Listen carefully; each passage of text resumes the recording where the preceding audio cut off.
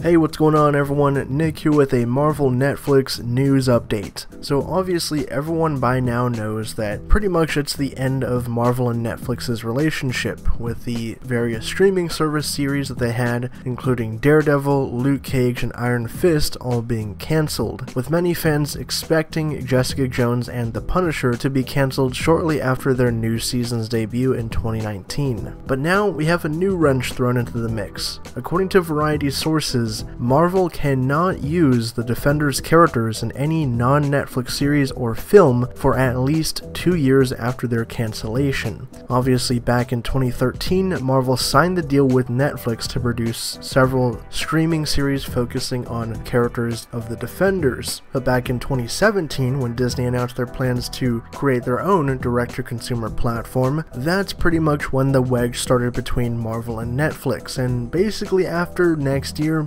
it's all gonna be gone, pretty much they're gonna be completely at odds. Most of the Marvel stuff is gonna be taken off Netflix by then. We know that the last film that they're streaming is Ant-Man and the Wasp, with all future Marvel films going straight to Disney+.